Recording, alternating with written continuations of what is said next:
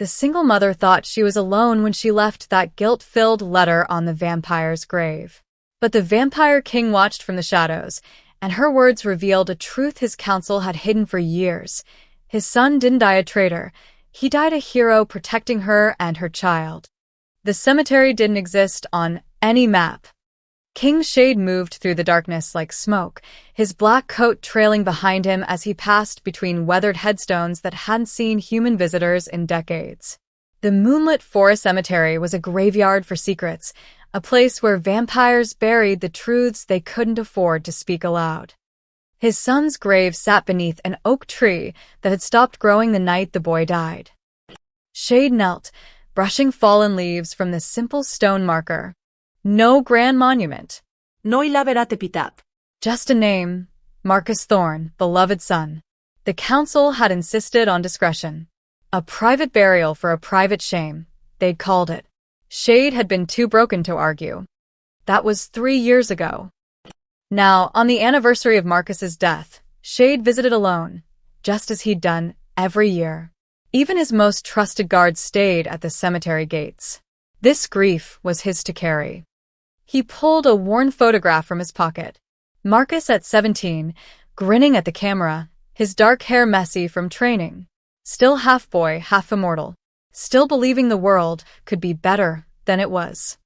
"I'm trying, son," Shade whispered. "But this kingdom you loved, it's rotting from the inside." The wind shifted. Shade's head snapped up, his ancient senses flaring to life. A heartbeat. Human. Close. Impossible. No human could find this place, let alone enter it undetected. Yet there it was, the unmistakable rhythm of mortal blood pumping through fragile veins. He rose silently, shadows gathering around him like loyal hounds. 30 feet away, near a cluster of graves, a figure crouched in the darkness. Small. Female, wearing a worn jacket and clutching something white in her trembling hands. A human woman, at his son's grave, at midnight. Rage ignited in Shade's chest. Some foolish treasure hunter? A thrill-seeking journalist? Whoever she was, she'd made the last mistake of her very short life. He moved.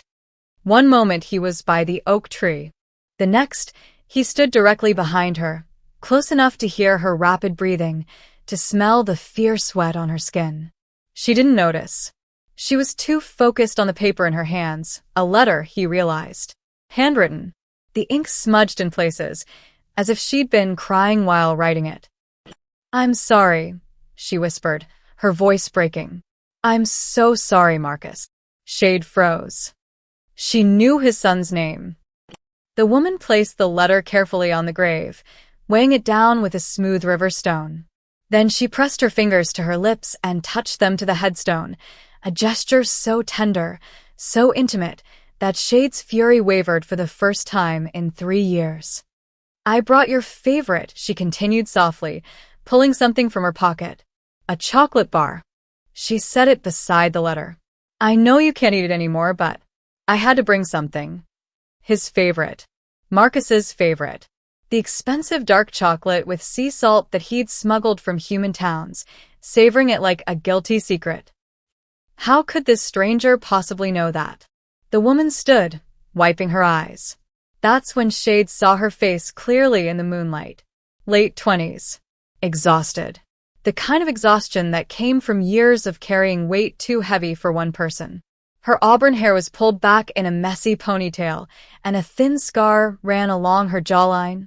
Old, but unmistakably from a blade. A hunter's scar.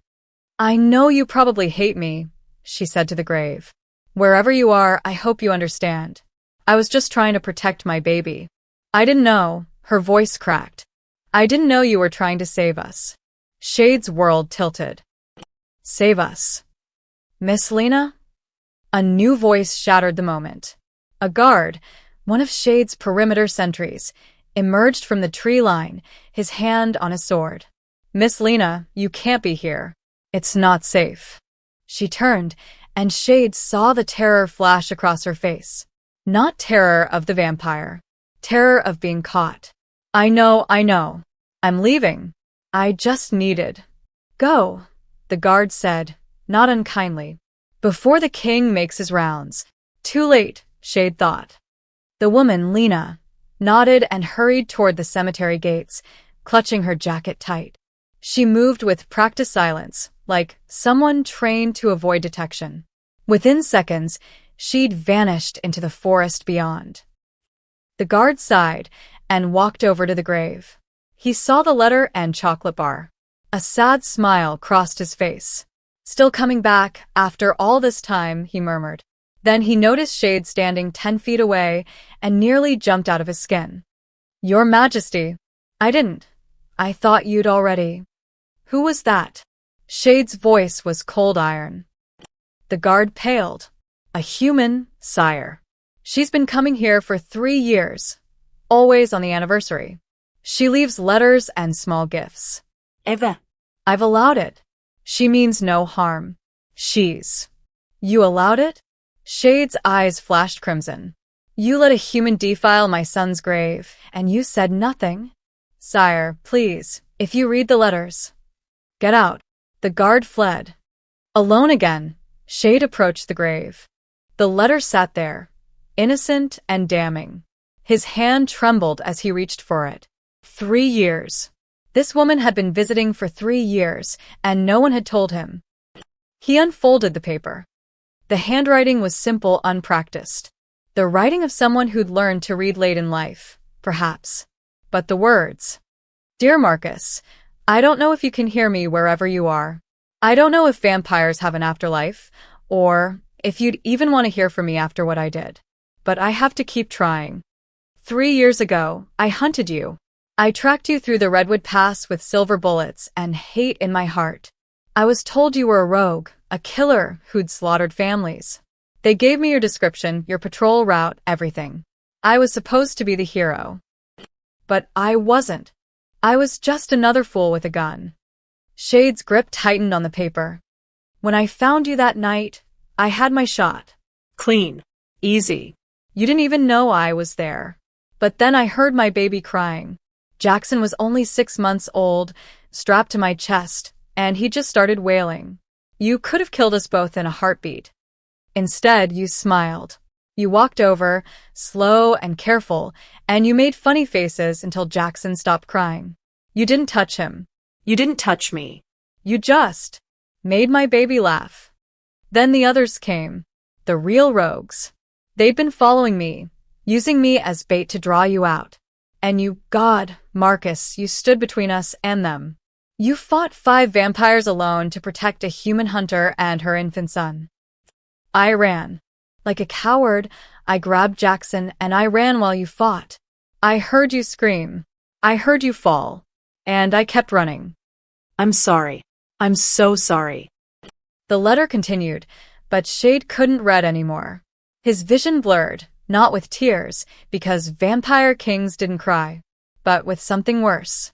Understanding. His son hadn't died in honorable battle. He died protecting a human. And the council had lied about everything. Shade looked up at the stars, the letter crushed in his fist. Somewhere out there, a human woman named Lena carried the truth his own people had hidden from him.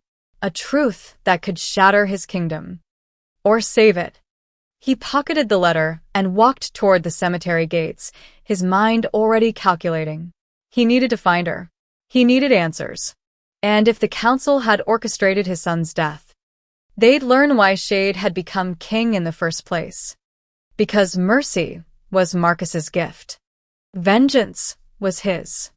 Shade's war room had witnessed centuries of bloodshed, but tonight it felt suffocating. He stood before the massive oak table, the letter spread flat beneath his palms, reading it for the 5th time. Each word carved deeper into wounds he'd thought had scarred over. The candles flickering around the room cast dancing shadows on maps and battle plans that suddenly felt meaningless.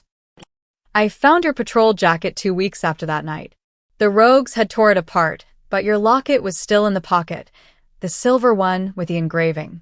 I tried to return it to your father, but the guards turned me away. They said King Shade was in mourning and couldn't be disturbed by a human. So I buried it near your grave. I hope that's okay. The locket. Marcus's locket.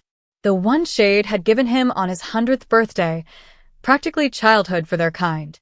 It had their family crest engraved on the front and a picture of Marcus's mother inside. Shade had assumed it was lost in battle.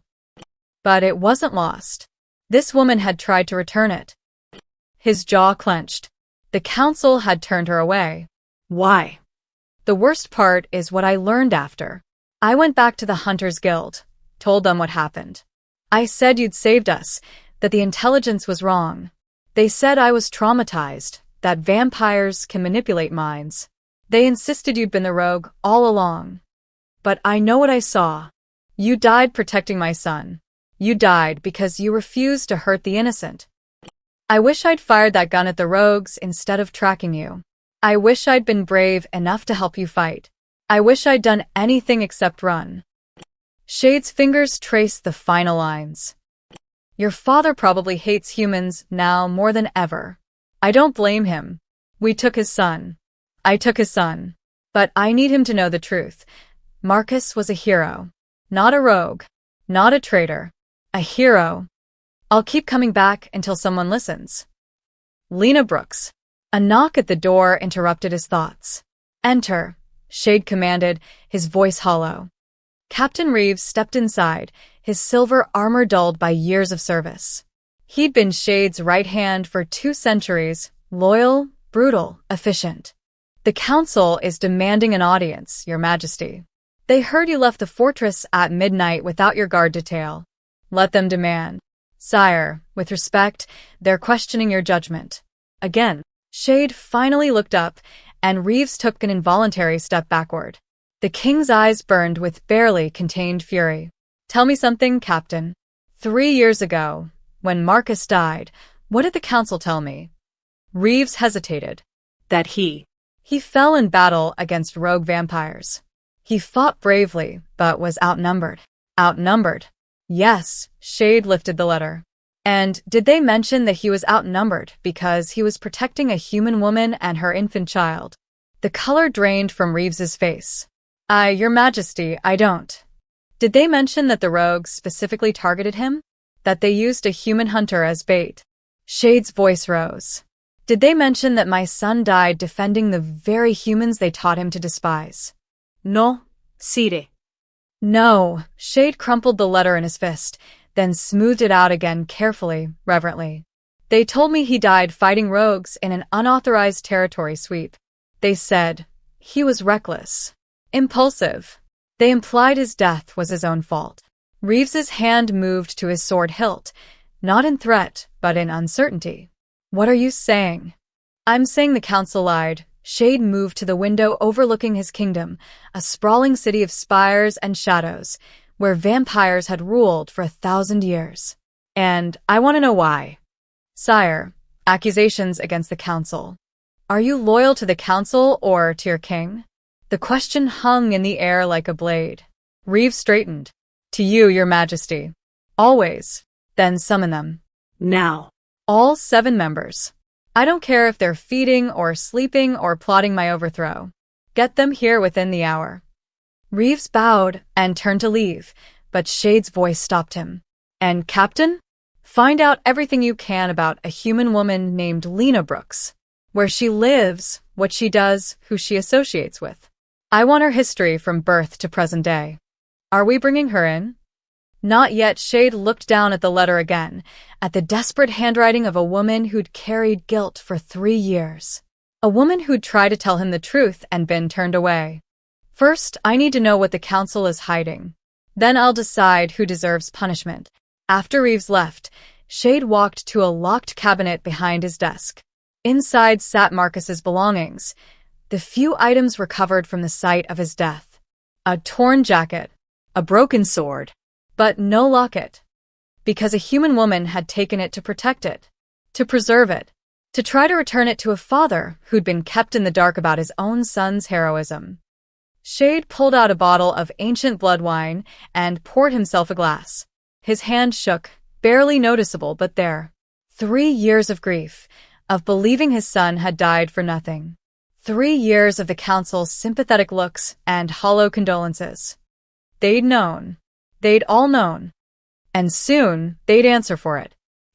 The war room door burst open without warning. Counselor Thane swept in, his crimson robes billowing, his aged face twisted in indignation. King Shade, this is outrageous. Summoning the entire council at this hour. Shade threw the letter at his feet. Read it, he said quietly, and then explain to me why my son died alone. Dawn broke over Willow Creek like a wound in the sky, red and raw. Shade stood in the shadows across from a small, weather-beaten house at the edge of the human village. Paint peeled from the shutters. The porch sagged. A child's bicycle lay on its side in the overgrown grass, one wheel slowly spinning in the morning breeze. Lena Brooks lived here. In poverty. In hiding. The council meeting had lasted until sunrise. Counselor Thane had read the letter with trembling hands, then claimed ignorance. The others had followed suit, a chorus of denial and deflection. We reported what we knew, they'd insisted. Intelligence suggested the rogues ambushed Marcus during a routine patrol. We had no knowledge of human involvement. Lies. All lies. Shade could smell deception the way sharks smell blood.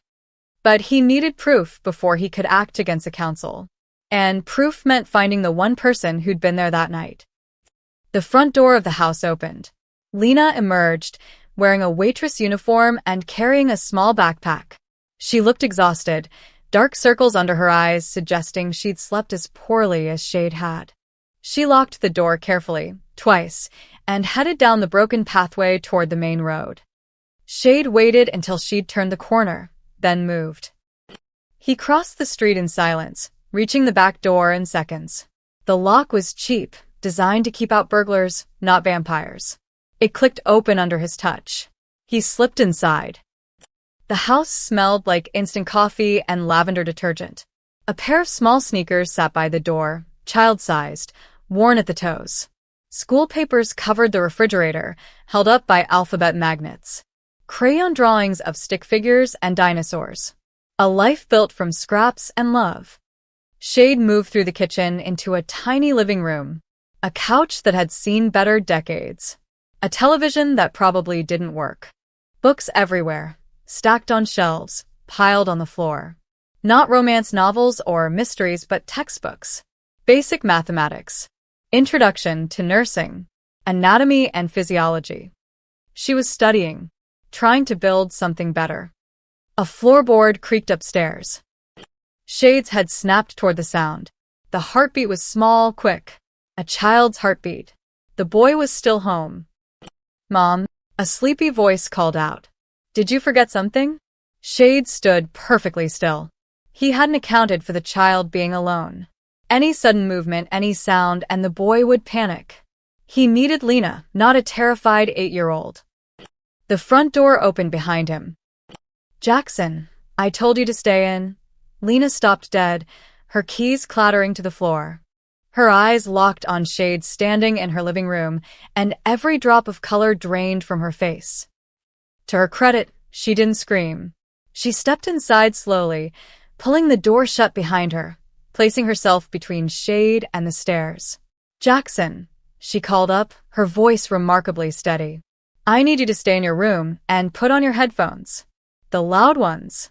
Can you do that for me? But Mom. Now, baby. Please. Footsteps retreated upstairs. A door closed. Lena turned to face Shade fully, her hands clenched into fists at her sides. She was shaking, but she stood her ground. I assume you're here to kill me. If I wanted you dead, you'd be dead. Shade's voice was cold, analytical. I want answers. About what? About the night my son died. Something flickered in her eyes. Pain, guilt, grief. I told you everything in the letters. You've been writing letters for 3 years. Plural. Where are the others? At the grave. I write one every year on the anniversary. I thought. She swallowed hard. I thought maybe someone would eventually read them. That someone would care about the truth. I care. Shade pulled her latest letter from his coat. This says my son saved you. That he died protecting you and your child from rogues. The council told me he died in an unsanctioned territory sweep. Someone is lying. It's not me, Lena's jaw set. I was there. I watched him fight 5 vampires alone. I watched him fall. And I ran like a coward while he bled out in the dirt. The raw honesty in her voice struck Shade harder than any weapon. Why were you there? Why were you hunting him? The guild gave me a contract. They said a rogue vampire was killing families near Redwood Pass. They gave me Marcus's description, his patterns, everything. I didn't question it. I needed the money, her voice cracked. Jackson was sick. Really sick. I would have hunted the devil himself if it meant affording his medicine. And when you found Marcus? He was sitting by a creek, reading a book. Tears slipped down Lena's cheeks. A book about human history. He looked so peaceful. I had him in my sights, and then Jackson started crying, and Marcus just smiled. He made my baby laugh. What kind of monster does that? No kind, Shade said quietly. Because he wasn't a monster. I know that now, Lena wiped her eyes roughly. I know that too late. You said in your letter you've sensed you were being watched. By rogues. Her expression shifted from grief to fear. Yes. For the past 2 weeks. I see shadows that shouldn't be there. Hear footsteps outside my window at night. I thought I was paranoid, but... She glanced toward the stairs. I'm scared they're coming for Jackson. For revenge. Shade's eyes narrowed. Why would they want revenge on you? Because I ruined their hunt, Lena's voice dropped to a whisper. They weren't after Marcus randomly. They wanted to kill a member of the royal family. And I got in the way. The pieces clicked into place with horrible clarity. The council's lies. The convenient story. The rogues using Lena as bait. It wasn't an accident. It was an assassination. And the council had let it happen. Shade's instinct screamed danger half a second before the window exploded. Glass shattered inward as a dark shape hurtled through, hitting the floor in a crouch. Red eyes gleamed in the dim morning light. The vampire was lean, feral, with scars crisscrossing his exposed arms, the marks of someone who'd survived countless fights through brutality rather than skill. Well, the rogue hissed, his voice like gravel scraping bone. The little hunter's finally got herself a bodyguard. Too bad, he's too late. Shade moved between Lena and the intruder, his body coiled tight. You have 3 seconds to leave before I paint these walls with your insides. The rogue laughed, a wet, choking sound. You don't even know who I am, do you, your majesty? He drew out the title mockingly. I'm Devon. I was there that night. Watched your precious son die squealing like a... Shade's fist drove through Devon's chest before the word finished forming. The rogue gasped, eyes wide with shock. Shade leaned in close, his voice deadly calm. My son's name doesn't belong in your mouth. He ripped his hand free, letting Devon collapse to the floor, wheezing and clutching at the gaping wound. Mom. Jackson's terrified voice came from upstairs. Stay there. Lena shouted, grabbing a knife from the kitchen counter. Her hands shook, but her eyes were clear. Fighter's eyes.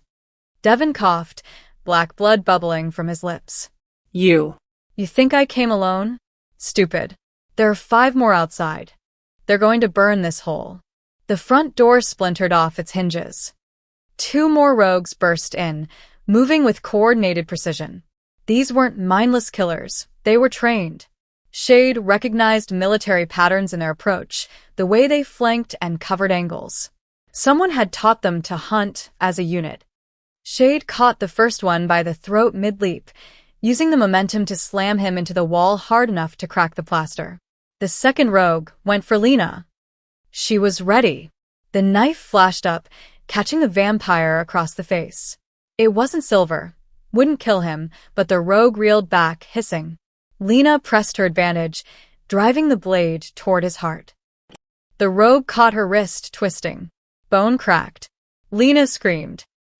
Shade crossed the room in a blur, grabbing the rogue from behind and snapping his neck with a single, savage motion. The body dropped. Lena staggered back, cradling her broken wrist against her chest, her face pale with pain. Upstairs, Shade commanded. Get your son. Now. I can fight. You're injured, and they want you alive. That makes you a liability. His tone left no room for argument. Move. Lena ran for the stairs as Devon, impossibly still alive, began crawling toward the door. Shade stepped on his spine, stopping him cold. How many? Shade demanded. Go to hell. Shade increased the pressure. Vertebrae cracked. How? Many. 8 total, Devon gasped. We've been watching her for weeks, waiting for the right moment. She cost us everything that night, the council's gold, our reputation, the biggest kill of our miserable lives. We want her to suffer before she dies. The council's gold. There it was. Confirmation. Who paid you? Shade's voice was ice. Devon grinned through bloody teeth. You already know. You just don't want to believe it. A crash from the back of the house. Breaking glass in the kitchen. They were surrounding the building. Shade made a decision. He grabbed Devon by the neck and dragged him to the front door, throwing him out onto the porch. 3 rogues stood in the yard, circling like wolves. They froze when they saw their leader dangling from Shade's grip. Call them off, Shade said quietly. All of them. Or I'll make your death last a week.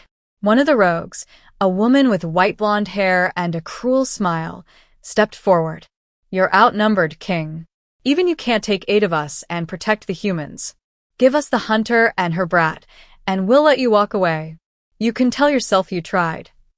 Counteroffer, Shade's eyes blazed crimson. Leave now, and I'll make your deaths quick. The blonde vampire laughed. Marcus was soft, just like you're getting. That's why he died so easily. Your son begged at the end, you know. Begged us to spare the hunter and her screaming whelp. It was pathetic. Rage detonated in Shade's chest, pure, incandescent fury that he hadn't felt in centuries. The air around him seemed to darken, shadows gathering like living things responding to their master's wrath. He dropped Devon and moved. The first rogue died before she could blink, her head separated from her shoulders in a spray of black blood. The second tried to run. Shade caught him in 3 strides, driving him face first into the ground with enough force to crater the earth. The third pulled a crossbow, silver bolts gleaming. He fired. Shade dodged, but the bolt caught his shoulder, burning through his coat. The pain was insignificant compared to his anger. He ripped the bolt free and drove it through the shooter's eye. 3 down. 5 remaining. Glass shattered upstairs. Lena screamed, not in pain, but in fury. A rogue's body crashed through the second-story window, hitting the ground in a twisted heap. He'd been stabbed multiple times with what looked like broken glass. Shade heard Jackson crying inside the house. The remaining rogues heard it too. They smiled. Forget the hunter, one of them said. The kid's the real prize. Royal Vampire died for him. He must be worth something. They rushed the house simultaneously, moving too fast for human eyes to track. But Shade was faster. He became a whirlwind of death, meeting them at the threshold. Blood painted the morning air. Bodies fell. But one, a small, quick rogue, slipped past him, diving through a broken window. Heading straight for Jackson's room. Shade caught the rogue by the ankle mid-leap, slamming him down through the porch with bone-shattering force. The vampire's spine snapped audibly, but he still clawed toward the house, hissing Jackson's name like a curse. Shade ended him with a single, brutal strike. Silence fell over the yard.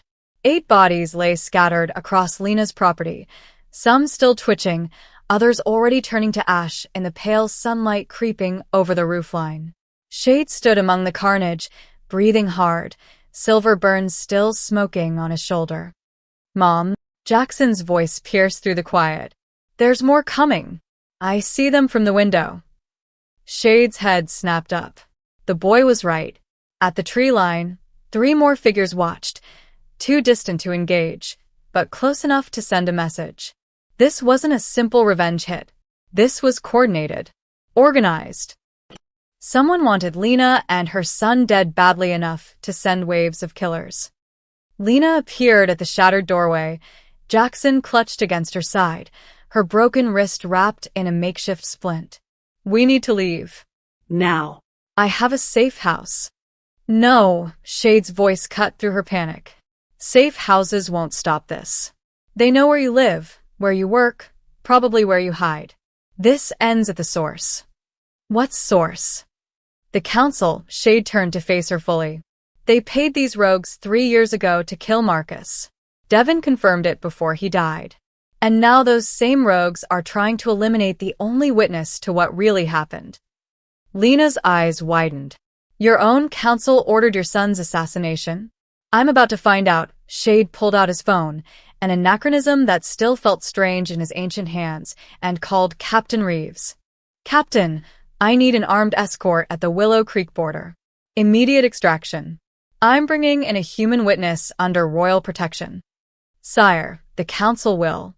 The council will sit down and shut up, or I'll show them exactly why my ancestors built the throne from the bones of their enemies. He ended the call and looked at Lena. Pack one bag. Essentials only. You have 2 minutes. I'm not going to your fortress. Jackson's just a kid. And he'll be a dead kid if you stay here. Shade's tone softened slightly. I'm not asking, Lena. Those rogues will keep coming. The only place you'll be safe is behind my walls, under my protection. She stared at him for a long moment, then nodded and disappeared into the house. Shade watched the tree line. The 3 distant rogues were gone now, but they'd be back with reinforcements. This was bigger than a revenge plot. This was a cover-up, and his own government was involved. Marcus's face flashed through his mind. Young, idealistic, arguing with the council about peace treaties and human rights. We can't keep treating them like cattle, Father. We're better than this. The council had despised Marcus's compassion, called it weakness. And when he'd proven that compassion by dying for it, they'd buried the truth along with his body.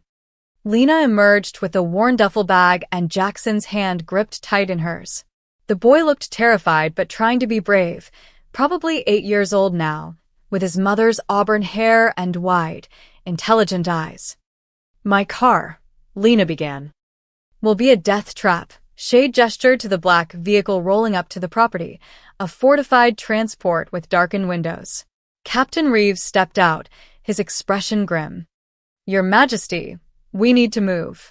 Fast. I'm getting reports of rogue activity throughout the sector. They loaded into the vehicle. Jackson pressed against his mother, staring at Shade with undisguised fear and fascination. Are you really the Vampire King? He whispered. Jackson, don't. Lena started. Yes, Shade said simply. Did you know my mom saved your son's life? Shade blinked. She what? Lena flushed. Jackson, that's not. She did. The boy's voice gained confidence. She told me the story. The bad vampires were winning, and your son was hurt, and Mom threw a flash grenade to blind them, so he could escape. But he didn't run. He stayed and fought anyway. Shade looked at Lena. She wouldn't meet his eyes. It was one grenade. It barely helped. You didn't mention that in your letter. Because it didn't matter. He still died. But you tried to save him. Shade felt something crack open in his chest, a wound he'd thought had calcified into scar tissue. You fought for my son. And he died anyway, Lena repeated, her voice breaking. So, what difference does it make? The vehicle pulled through the fortress gates before Shade could answer. The inner citadel rose before them like a mountain of black stone and centuries-old power. Vampires lined the courtyard, their expressions ranging from curiosity to outright hostility as they saw the humans emerge from the transport. Is that the hunter? Someone hissed. She's got a child with her. What is the king thinking? He's lost his mind, just like his son did. Shade stepped out, and the murmuring stopped instantly. Captain Reeves, take our guests to the East Wing. Post guards. No one enters without my direct authorization. Sire, the council is waiting in the throne room. There. Not pleased. Good. Shade's smile was cold and sharp as a blade. It's time we had an honest conversation. The throne room's massive doors stood open like the jaws of some ancient beast. Inside, all 7 council members waited, their ceremonial robes pristine, their expressions carefully neutral. Councillor Thane stepped forward. King Shade, this is highly irregular. Bringing humans into the inner citadel without council approval. Shut up, Shade said pleasantly, and tell me which one of you paid rogues to murder my son. The council chamber fell silent as a tomb. Shade descended the steps toward the 7 council members, his boots echoing against marble that had witnessed 1,000 years of vampire rule. The throne behind him, carved from obsidian and inlaid with silver, cast long shadows across the floor. Councillor Thane recovered first, his aged face twisting into carefully crafted shock. Your Majesty, such accusations are... Devon talked before he died. Shade's voice was conversational, almost friendly. That made it more terrifying. He mentioned the council's gold, specifically. By name. So I'll ask again. Which one of you paid to have Marcus killed? Councillor Mara, a sharp-featured woman with hair like spun silver, stepped forward. If rogues claimed council involvement, they were lying to save their own skins. We would never. Marcus was becoming a problem. Shade cut her off. He opposed the blood trade expansion. He wanted peace treaties with human settlements. He called your policies barbaric in open session. I remember because I defended you. I told my son that the council's wisdom had preserved our kingdom for centuries. And it has, Thane insisted. Your Majesty, grief is clouding your... He died protecting a human woman and her infant child. Shade's eyes blazed. The rogues used her as bait, knowing Marcus would intervene. They knew his patrol routes, his weaknesses, information only this council possessed. Councillor Vex, the youngest member, spoke up nervously. Perhaps there was a leak. Security breach. It doesn't mean. The woman's name is Lena Brooks. She's currently in the East Wing under my protection. Shade watched their reactions carefully. Most showed nothing. But Councillor Thane's left eye twitched. Just once. 3 years ago, she tried to return Marcus's locket to me. My guards turned her away on council orders. Why? We were protecting you from additional pain, Mara said smoothly. A human claiming connection to your son seemed inappropriate. She wasn't claiming connection. She was returning stolen property and trying to tell me the truth about how he died. Shade's voice dropped dangerously low. You silenced her. Just like you silenced the investigation. Just like you've spent 3 years lying to my face. Thane drew himself up. This is outrageous. We've served your family for generations. My son is dead because someone in this room wanted him dead. Shade's roar shook the chandeliers. Admit it, or I swear by every dark god our ancestors worshipped, I will tear this council apart member by member until someone tells me the truth. The doors burst open. Captain Reeves rushed in, his face pale. Your Majesty, we have a situation in the East Wing. Shut this phone. What kind of situation? The fortress vampires. They're gathering outside the guest quarters. Some are demanding the human be executed. Others want her exiled. It's getting hostile. Of course it was. News traveled fast in the Citadel, and nothing traveled faster than outrage. A human hunter, the woman some believed had lured Marcus to his death, now sheltered under the king's own roof. To many vampires, it was an unforgivable insult. Shade pushed past Reeves, the council momentarily forgotten. He moved through the fortress's stone corridors at a dead run, his coat billowing behind him.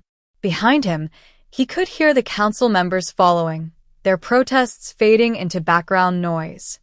The East Wing corridor was packed.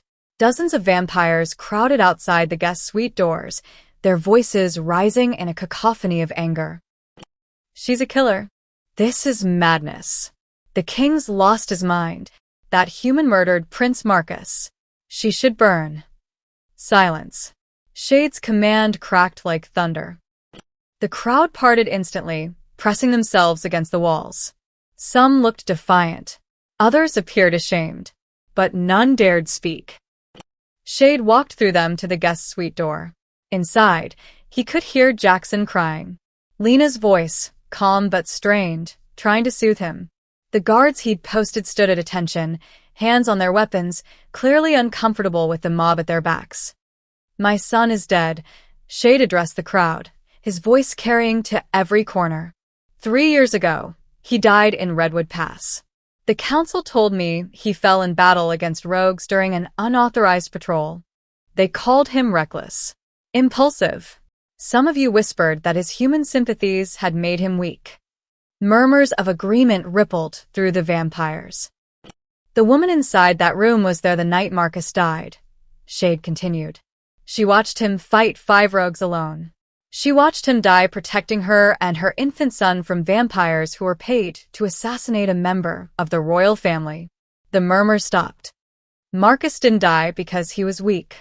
He died because someone wanted him dead, and they used human bait to draw him out. The woman you want to execute is the only witness to my son's murder. Shade's eyes swept across the crowd. So before you call for her blood, ask yourselves, who benefits from her silence? Counselor Thane's voice rang out from behind him. The king is overwrought. The human has clearly manipulated him with lies. Then let her speak. Shade turned to face the council members who'd followed him. Let her tell everyone what happened that night. Let this entire fortress hear the truth. Unless you're afraid of what she'll say. Thane's expression hardened. Very well. Let the human speak. And when her lies are exposed, she'll face justice for her crimes. Agreed. Shade opened the guest suite door. Lena stood in the center of the room, Jackson behind her, a broken chair leg gripped in her hand like a weapon. Her broken wrist hung at her side, clearly causing her agony, but her stance was solid, ready to fight an entire fortress if necessary. They want you dead, Shade said simply. I'm giving you a chance to explain why you should live. But I need you to do something first. What? Lena's voice was steady despite her fear. Stop hiding. Stop apologizing. Shade met her eyes. And tell them exactly what kind of vampire my son really was. The fortress archives smelled like dust and old blood. Lena stood beside Shade in the cavernous library, Jackson asleep in an adjacent room under heavy guard. The confrontation in the corridor had ended with a tense stalemate. The crowd dispersed, but not convinced. Lena's testimony had been raw and genuine, but without proof, many vampires still called her a liar. If the council orchestrated Marcus's death, there will be records, Shade said, pulling leather-bound ledgers from shelves that reached into darkness. Financial transactions. Correspondence. Something. Lena cradled her splinted wrist, watching him work. The fortress physician had set the bone and given her blood-red pills that dulled the pain but made her thoughts feel wrapped in cotton. Why didn't you just execute me? It would have been easier. Easier isn't always right. Shade set a stack of ledgers on the massive oak table between them. My son taught me that, though I was too stubborn to listen while he was alive. Tell me about him. Lena's voice was quiet. The real him. Not the prince. Not the vampire. Just Marcus. Shade's hands stilled on the ledger he was opening. For a long moment he didn't speak. Then he collected human books. Fiction mostly. Adventure stories. He'd sneak out to human towns and trade for them. The council thought it was a phase. What did you think? I thought he was curious. Restless. He'd lived 100 years but still had the enthusiasm of a child. A ghost of a smile crossed Shade's face. He once asked me why we couldn't just talk to humans instead of feeding on them. He was 35 at the time, practically a toddler. I laughed and told him humans were cattle, nothing more. He didn't speak to me for a week. Lena absorbed this. He was reading when I found him that night. By the creek. Some book with a dragon on the cover. The Hobbit. Shade's voice cracked slightly. His favorite. He'd read it 17 times. They worked in silence after that, combing through decades of council records. Financial disbursements. Territory disputes. Trade agreements. The bureaucracy of ruling an immortal kingdom. Then Lena found it. Shade. She rarely used his name directly. It made him look up sharply. Look at this. The ledger was from 3 years ago. dated 2 weeks before Marcus's death. A single-line entry, Special Operations Fund, Redwood Territory, 50,000 gold sovereigns. Authorized by Council, vote 5-2. 5 voted yes, Shade murmured. 2 voted no. The vote was split. Who voted no? Shade flipped to the vote record. Councillor Helena and Councillor Vex. Helena died last year, natural causes supposedly. Vex is still on the council. He's young, barely 200 years old. 5 members voted to spend 50,000 gold on special operations right before your son died. Lena's eyes met his. That's not a coincidence. No, Shade's jaw clenched. It's a confession. He kept searching, pulling more documents. An hour passed. Then 2. The fortress bell tolled midnight when Lena finally spoke again. I need to tell you something. Her voice was thick with emotion. About that night. Something I didn't put in the letters, because I was ashamed. Shade closed the ledger he'd been reading. Go on. When Marcus first saw me in Jackson, he didn't just make my baby laugh. She swallowed hard. He apologized to me. For what? For being a vampire.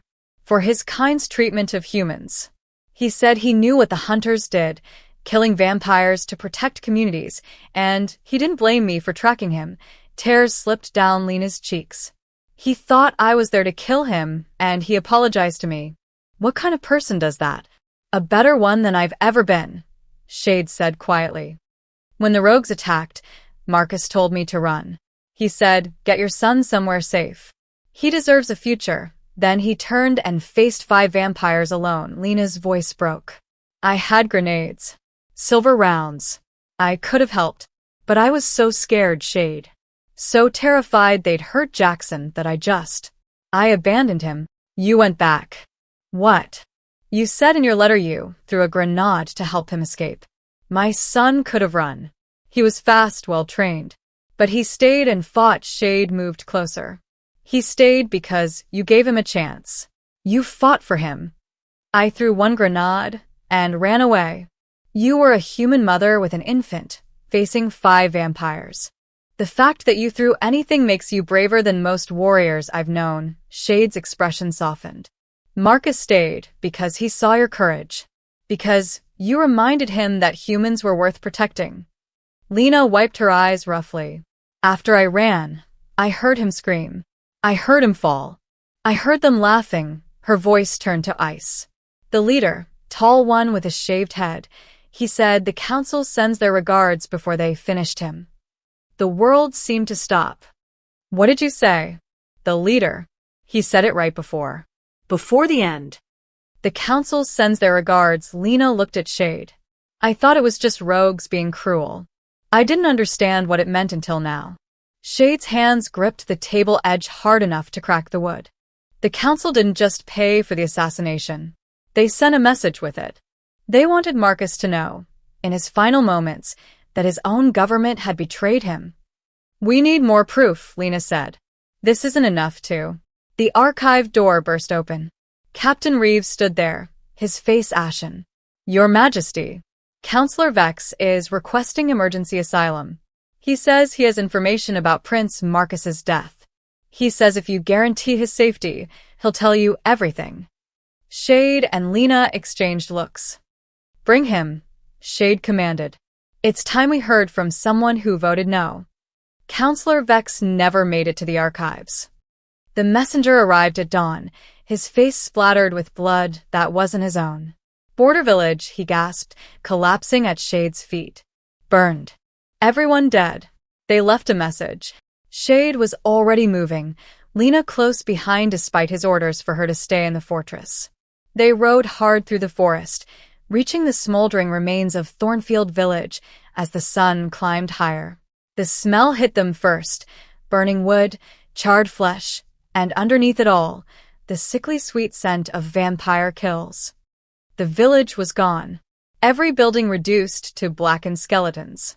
Bodies lay scattered in the street, humans and vampires both, though the vampires had been dead much longer. Days, maybe weeks. This wasn't a battle.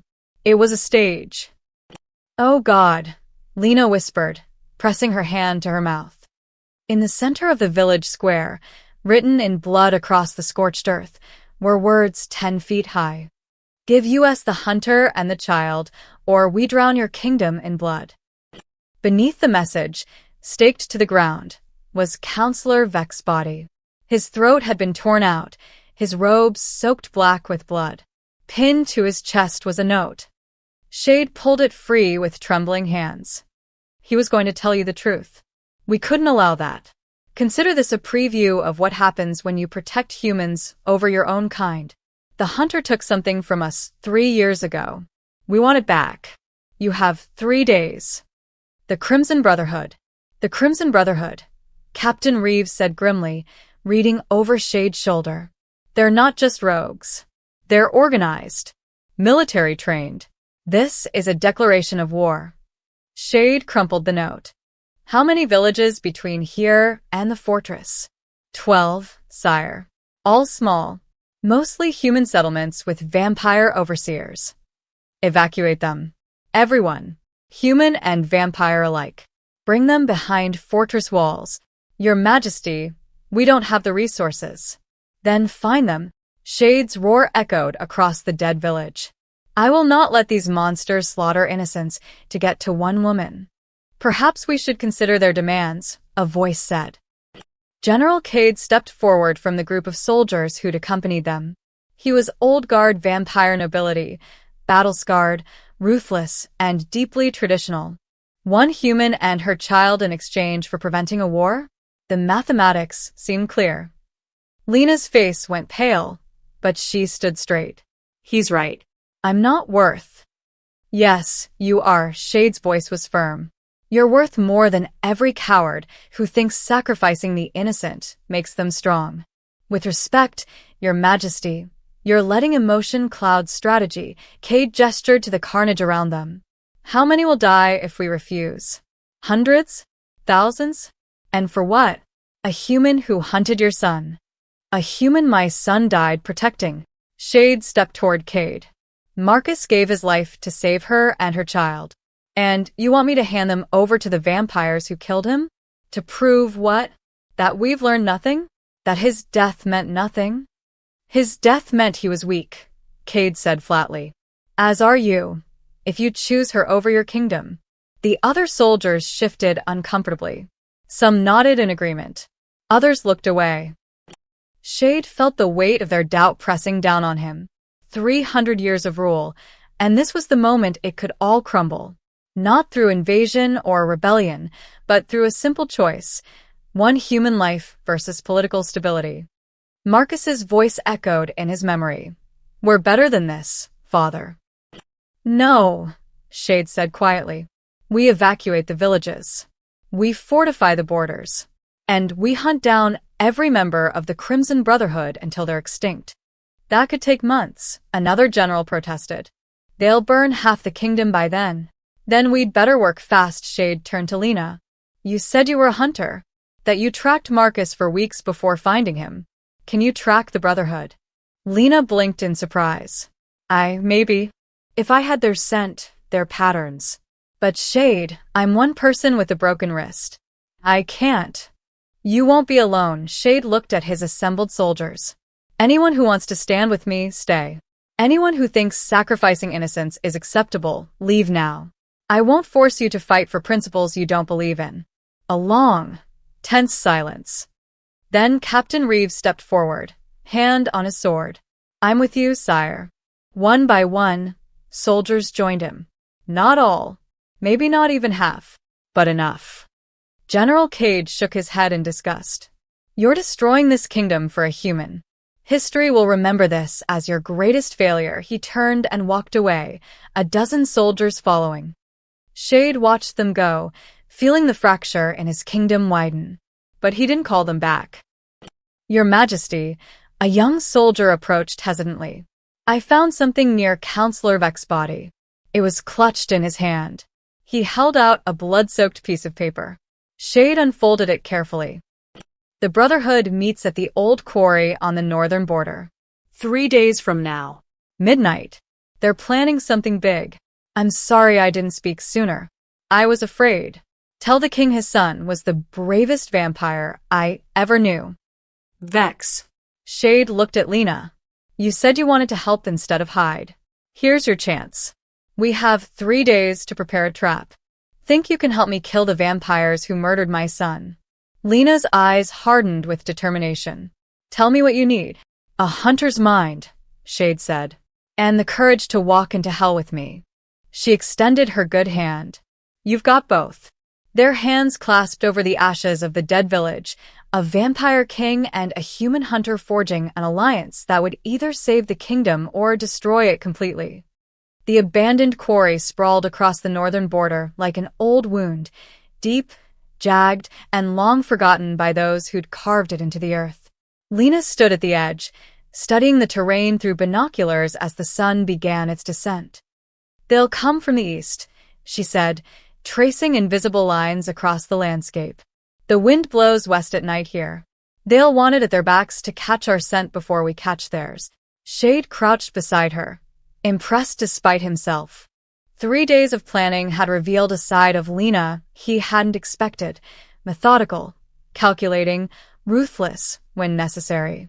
The frightened mother had given way to the hunter she'd once been. The quarry has 3 entrance points, Lena continued. Main road here, service path here, and this gap in the fence that looks natural but isn't. I checked the growth patterns. Someone's been maintaining that gap, keeping it clear. Smart. Captain Reeves studied her makeshift map, drawn on the back of fortress supply lists in careful detail. They've been using this location for a while. Years, probably. Lena pointed to where patterns on the rocks. See these? Regular foot traffic, always the same paths. The Brotherhood isn't just meeting here. This is a base. Shade felt a cold satisfaction settle in his chest. How many do you estimate? Based on the attack patterns, supply caches we've found, and the village burns? Lena's jaw tightened. 20 minimum. Maybe 30. All trained. All organized. This isn't random violence. It's strategic terrorism. And you want to walk in there alone, Shade said flatly. Not alone. You'll be watching. Lena met his eyes. I'll offer them what they want me. I'll claim I escaped the fortress, that I'm willing to trade information about your defenses in exchange for Jackson's safety. They'll never believe you. They will if I look desperate enough. Lena's smile was bitter. I've had 3 years of practice looking desperate. Besides, they want revenge. They want to make me suffer before they kill me. That desire will make them careless. Captain Reeves shook his head. This is insane. You'll be completely vulnerable. That's the point. Lena pulled a small device from her pocket, a modified GPS tracker the fortress engineers had rigged. Once I confirm their numbers and locate their leader, I'll activate this. You'll have my exact position and can move in. What if they search you? Shade asked. Find the tracker? They will search me. That's why the real tracker is in my tooth. Lena tapped her back molar. The one in my pocket is a decoy. When they find it and smash it, they'll feel smart and stop looking. Shade studied her for a long moment. You've done this before. This kind of infiltration. The Hunters Guild wasn't just about killing vampires. Sometimes we had to get close first, gain trust, gather intelligence. Lena's expression darkened. I was good at it. Too good. That's why they sent me after Marcus. I never failed a contract. Until you did. Until I met a vampire who treated my baby like a person instead of a food source. She looked away. Everything changed that night. The sun touched the horizon, painting the quarry in shades of blood and shadow. Night would fall within the hour. Last chance to change your mind, Shade said quietly. I can find another way. A direct assault. We'll get people killed. Your people. Maybe mine too. If the Brotherhood decides to start executing hostages. Lena adjusted the wire hidden under her shirt. Another piece of fortress technology, this one allowing Shade to hear everything she heard. This is the smart play. You know it is. She was right. Shade hated it, but she was right. Stay alive, he ordered. That's not a request. Wasn't planning on dying tonight. Lena checked her watch. They'll arrive in 2 hours. I should get into position. She started down the path toward the quarry floor, then stopped and turned back. Shade, if something goes wrong. Jackson, there's a letter in my room. Instructions for his care, some money I've saved. Promise me you'll... Nothing's going wrong. Promise me. The desperation in her voice cut through his certainty. This wasn't just bravery. This was a mother preparing for the worst. I promise, Shade said. But you're going to deliver that letter to him yourself when this is over. Tell him about the night you were brave enough to fight monsters to save a vampire who showed you kindness. Lena's eyes glistened. He'd like that story. She disappeared into the quarry's depths. Shade and Captain Reeves retreated to the ridge, where 30 hand-picked soldiers waited in absolute silence. All volunteers. All loyal. All aware they might not survive the night. She's either the bravest human I've ever met, Reeves murmured, or the most suicidal. Both, Shade said, watching Lena's small figure settle into position near the quarry center. She sat on a rock, making herself visible, vulnerable. Perfect bait. The wait began. An hour passed. The sun vanished completely. Stars emerged, cold and distant. The quarry became a bowl of darkness, with Lena a single point of warmth in the center. Then, from the east, exactly as she'd predicted, they came. Shadows detached from shadows. Figures moving with predatory grace. 1, then 5, then 10, then more. The Brotherhood materialized around Lena like a noose tightening. She didn't move, didn't flinch, just sat there, waiting. The leader stepped forward, tall, shaved head, the same description Lena had given of the vampire who'd killed Marcus. He circled her slowly, mockingly. Well, his voice crackled through Shade's earpiece. The little hunter comes crawling back. Did you miss us? Lena looked up, and even from this distance, Shade could see the defiance in her eyes. I came to make a deal, she said. My life for my son's freedom. But first, I want to know something. What's that, sweetheart? I want to know which one of you is wearing my son's father's locket.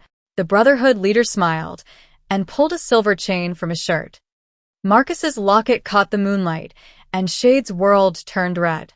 Shade's entire body went rigid. The locket. Marcus's locket. The one he'd given his son on his 100th birthday. The one that contained a picture of Marcus's mother, Shade's beloved wife who died 3 centuries ago. The last piece of family Marcus had carried with him. And this rogue bastard wore it like a trophy. Easy, sire, Captain Reeves whispered, gripping Shade's shoulder. Stick to the plan. But the plan was disintegrating. Because through the earpiece, Shade heard Lena's voice crack with genuine rage. You stole that. The night you murdered him. The Brotherhood leader, the vampire who'd ended Marcus's life, laughed. Murdered? No, sweetheart. We were hired to do a job. Your boyfriend just got in the way. He fingered the locket almost lovingly. Though I'll admit, watching a prince of the vampire kingdom bleed out for a human and her wailing brat was deeply satisfying. His name was Marcus, Lena said quietly. And he was a better man than you'll ever be. Man? He was a traitor. Weak. Pathetic, the leader leaned close.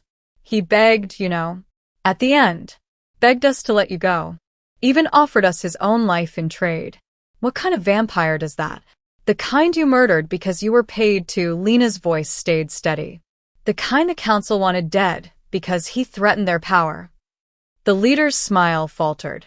Smart girl. Figured that out, did you? The king figured it out. I just confirmed it. Lena glanced around at the assembled Brotherhood. Shade counted 23 vampires total. How much did they pay you? 50,000 gold? That's what the ledger said. Seems cheap for killing a prince. It was a down payment. The leader circled her again. The council promised us territory rights, unlimited hunting privileges, protection from the king's law. All we had to do was remove one bleeding heart prince who thought humans deserved rights. He spat the last word like poison. Through the earpiece, Shade heard every word. His hands curled into fists, claws extending. Not yet, Reeves hissed. She hasn't given the signal. Where's the boy? Another Brotherhood member asked, stepping into the moonlight. Female, scarred, vicious-looking. The deal was both of them. He's safe, Lena said. Hidden where you'll never find him. That's unfortunate, the leader pulled a knife, silver blade, cruel edge. Because we brought some leverage of our own. He gestured. Two vampires dragged something from the shadows. Not something. Someone. Jackson. Lena's scream ripped through the earpiece and across the quarry simultaneously. No. How did you? The fortress physician, the leader said cheerfully. Works for us. Has for years. Been feeding the council information about the king's activities. When you brought the boy in for a checkup today, well, too easy. Shade's mind reeled. A traitor in the fortress. A spy embedded so deep they'd had access to Jackson, to information, to everything. Jackson struggled against his captors, tears streaming down his face. Mom. Mom, help. Let him go. Lena lunged forward. 3 vampires caught her, slamming her to the ground. Her broken wrist hit rock, and even Shade flinched at her scream of pain. Here's what's going to happen, the leader said, crouching next to Lena's prone form. You're going to tell us everything about the fortress defenses, guard rotations, weak points, the king's habits. And if you're very, very good, we'll kill your son quickly instead of slowly. Go to hell, Lena gasped. The leader nodded to one of the vampires holding Jackson. The vampire raised a clawed hand. Shade moved. Cid, no. Reeves shouted, but it was too late. Shade launched himself off the ridge, becoming a streak of shadow and fury. He hit the quarry floor like a meteor, cratering the ground, sending vampires flying. The 2 holding Jackson released him in shock. Run! Shade roared at the boy. But Jackson stood frozen, terrified. The Brotherhood recovered fast. They'd been expecting an attack, just not this soon, not this direct. They scattered into practice formations, surrounding Shade with military precision. Well, the leader said, standing slowly. The Vampire King himself. We were hoping you'd show up. Makes our job so much easier. He touched the locket at his chest. Your son squealed your name before he died. Did you know that? Father, help me over and over. Pathetic. Something inside Shade broke. He'd spent 3 centuries building control, discipline, restraint. It evaporated in an instant. He became what he'd been before kingship, before civilization, before mercy, a predator forged in darkness and blood. The first vampire. The ancient thing that had crawled from the earth when humans still lived in caves. The quarry exploded into violence. Shade tore through the Brotherhood like a hurricane through paper. Limbs separated from bodies. Heads rolled. Blood painted the rocks black. The vampires fought back. They were trained, coordinated, deadly. It didn't matter. Shade was centuries beyond them in power, in skill, in pure, incandescent rage. But there were too many, and they were smart enough to use it. While Shade ripped apart 4 vampires on his left, 3 more grabbed Lena. While he destroyed those 3, 2 others seized Jackson. Stop, the leader screamed, holding a silver blade to Jackson's throat. Stop or the boy dies. Shade froze, chest heaving, covered in blood that wasn't his own. Around him, 14 Brotherhood members lay dead or dying. 9 remained, forming a protective circle around their leader and his hostages. Drop them, Shade commanded, his voice inhuman. No, the leader pressed the blade harder. A thin line of blood appeared on Jackson's neck. You're going to stand down, Your Majesty. You're going to let us leave with both of them. And if you interfere, I'll gut this child in front of his mother and make her watch him bleed out. Just like she watched your son. Shade's mind raced, calculating angles, speeds, possibilities. He could reach Jackson in under a second, but the blade would move faster. Then Lena spoke, her voice clear despite her pain. Shade. The locket. The leader frowned. What? Look at the locket, Lena said. Really look at it. He glanced down at the silver chain around his neck. And Lena's hidden tracker, the real one, embedded in her tooth, activated. The signal blazed through Shade's consciousness like a bell tolling. Captain Reeves and 30 soldiers poured into the quarry from 3 sides simultaneously, surrounding the Brotherhood's remaining members. Crossbows raised, blades drawn, blocking every escape route. But Shade's eyes stayed locked on the leader, on the blade pressed against Jackson's throat, on the locket hanging from the vampire's neck. Clever, the leader snarled. But it changes nothing. I still have the boy. Call off your soldiers or he dies. You're surrounded, Shade said, forcing calm into his voice. There's no escape. Let him go, and I'll make your death quick. Quick? After what you just did to my Brotherhood. The leader's eyes blazed with fury. You slaughtered them like animals. So here's my counteroffer. I kill the boy, then the woman, then myself. You get nothing but more dead people to mourn. Jackson whimpered, tears streaming down his face. Lena struggled against the vampires holding her, desperation written across every feature. Shade felt time stretching, each second an eternity. He'd been in countless battles, made impossible decisions, weighed lives against kingdoms. But this, a child's life hanging on a madman's whim, this was different. Marcus's voice echoed in his memory. Sometimes the brave thing isn't fighting, father. Sometimes it's choosing mercy when everything in you screams for vengeance. The locket, Shade said quietly. You're wearing my son's locket. So. The leader's grip on Jackson tightened. So, it's the last piece of him I have left. Shade took a slow breath. I'll trade for it. The quarry fell silent. Trade what? The leader asked suspiciously. Your life. Let the boy go unharmed. Let the woman go. And I'll let you walk out of here. Shade's voice was steady despite the rage burning in his chest. You keep your life. I get the locket. Sire, no. Captain Reeves protested. This monster killed Prince Marcus. I know exactly what he did. Shade never broke eye contact with the leader. But my son died protecting innocents. He chose their lives over his own. I won't dishonor his memory by letting a child die for my revenge. The Brotherhood leader stared, searching for the trick, the trap. You're lying. I'm a king. I don't need to lie. Shade slowly held out his hand. The locket for the boy's life. My word as ruler of this kingdom. What about her? The leader gestured to Lena with his chin. She goes free too. Both of them, unharmed, in exchange for safe passage out of my territory. The words tasted like ash, but Shade forced them out. You have 10 seconds to decide. After that, my soldiers open fire, and we all take our chances. The calculation played across the leader's face, pride versus survival, revenge versus escape. Finally, greed won. He shoved Jackson away. The boy stumbled, and Lena caught him with her good arm, pulling him close. The leader yanked the locket off his neck and threw it at Shade's feet. There. Your precious memento. Enjoy remembering how your son died like a coward. Shade bent slowly, never taking his eyes off the vampire, and picked up the locket. The silver was warm, stained with old blood. Marcus's blood. He clutched it so tightly the chain cut into his palm. Now let me pass, the leader demanded. Shade stepped aside. Captain, lower your weapons. Your Majesty.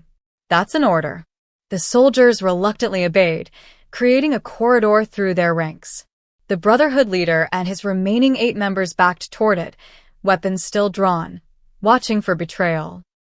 As the leader passed Shade, he leaned close and whispered, "The Council sends their regards." The same words he'd said to Marcus before killing him. Wait, Shade said softly. The leader paused, turning with a smug smile. Changed your mind? No. I want you to tell the Council something. Shade's voice dropped to barely a whisper. Tell them I know everything. Tell them their spy is compromised.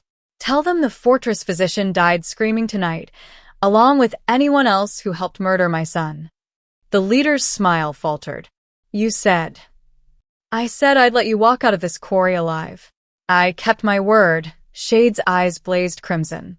But the moment you leave my territory, you become trespassers. And trespassers have no protection under my mercy. Understanding and terror flooded the leader's face. You. Run, Shade said pleasantly. You have a 30-second head start. I suggest you use it wisely. The Brotherhood leader ran, his remaining members scrambling after him into the darkness beyond the quarry. Shade counted slowly, the locket pressed against his heart. At 30, he looked at Captain Reeves and simply nodded. The captain's predatory smile was terrible to behold. Hunt them down. Leave none alive. The soldiers vanished into the night like shadows given purpose.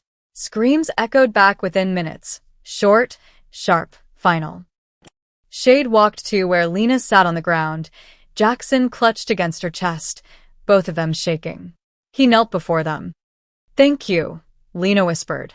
Thank you for choosing his life. My son would have done the same. Shade opened the locket carefully. Inside, the picture of Marcus's mother. Young, beautiful, frozen in time. And something else. A small piece of paper, folded tight. He pulled it out with trembling fingers and unfolded it. Marcus's handwriting. Father, if you're reading this, I'm probably gone. Don't grieve too hard. I lived the way I wanted, protecting the people who needed it most. That's worth more than 1,000 years of safety. Love is stronger than fear. Remember that. Shade's vision blurred. 3 years. 3 years this message had waited. What does it say? Lena asked gently. Shade couldn't speak. He just handed her the note. She read it, tears streaming down her face, then looked at Shade. He was right, you know. Love is stronger. In the distance, the screaming stopped. The Brotherhood was gone. The debt paid in blood. But sitting in that quarry, holding his son's final words, Shade felt no satisfaction. Only the weight of what Marcus had tried to teach him, that mercy wasn't weakness. It was the hardest form of strength. Dawn broke over the fortress like a promise. Shade stood on the highest balcony, watching the sun paint his kingdom in shades of gold and amber.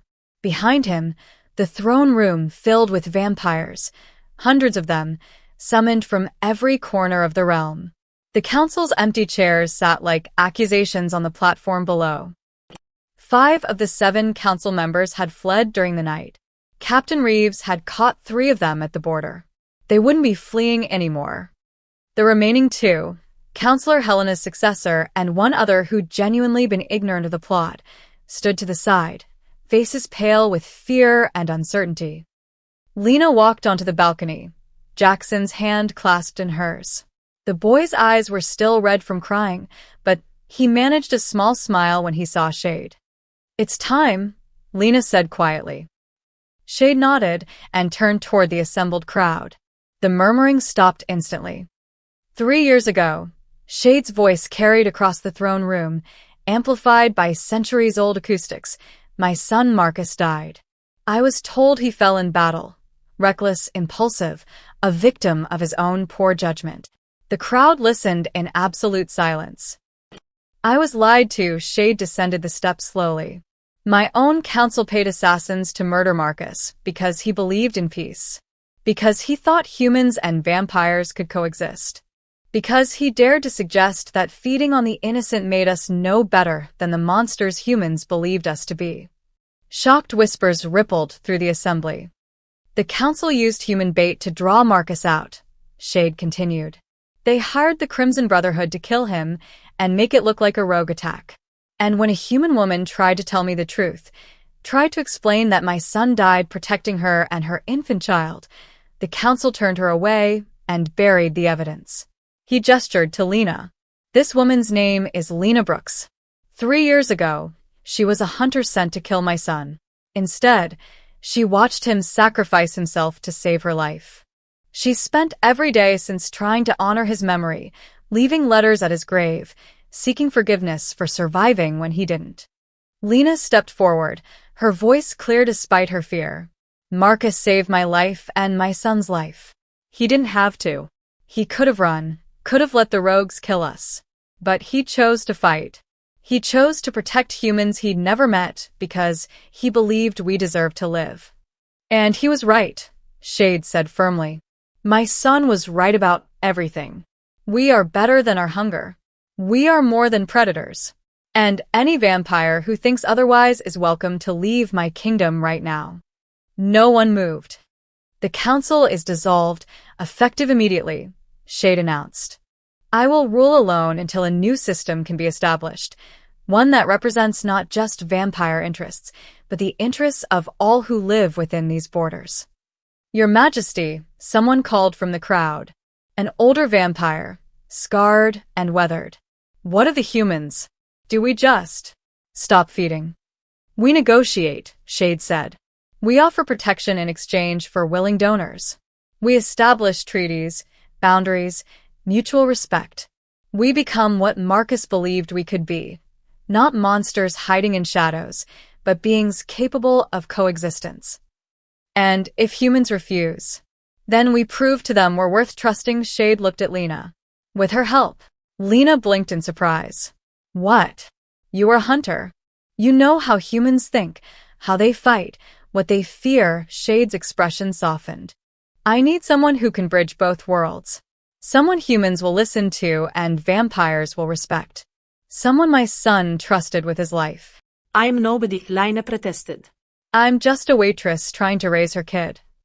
You're the woman my son died for, Shade said quietly. That makes you everything. The throne room erupted in debate, some vampires shouting support, others protesting, still others demanding proof, evidence, answers. Shade let them argue. Democracy was messy. Marcus would have loved it. Jackson tugged on Shade's coat. Mr. King, can I ask you something? Shade knelt to the boy's level. Of course. Was Marcus really as brave as Mom says? Braver, Shade said, pulling out the locket and opening it. Want to see what he looked like? Jackson studied the picture inside, not of Marcus, but of Marcus's mother. That's not him. No. But my son carried this every day because he believed in love, family, and protecting what mattered most. Shade closed the locket and pressed it into Jackson's small hand. I want you to have it, but it's yours. And now it's yours. Marcus would want someone who understands courage to carry it. Shade stood, ruffling the boy's hair. Take care of it. And take care of your mother. She's going to be very busy helping me fix this kingdom. Lena's eyes filled with tears. Shade, I can't accept. You already did, Shade said with the ghost of a smile. The moment you decided to stop running and start fighting. My son saw that strength in you. So, do I. He turned back to the assembly, raising his voice above the chaos. This is the new law. The innocent, human or vampire, will be protected. Those who prey on the defenseless will face execution. We end the silent war today. We build something better tomorrow. And anyone who disagrees answers to me. The room fell silent. Then, slowly, vampires began to kneel. 1, then 10, then hundreds. Accepting the new order. Accepting change. Lena stood beside Shade, Jackson clutching the locket like a treasure, and watched the kingdom transform before her eyes. Do you think it'll work? She whispered. Shade thought of Marcus's note. Love is stronger than fear. I think, he said quietly, my son's going to make sure it does. Outside, the sun climbed higher, and for the first time in 3 years, Shade didn't flinch from its light. The war was over. The healing could finally begin. The end.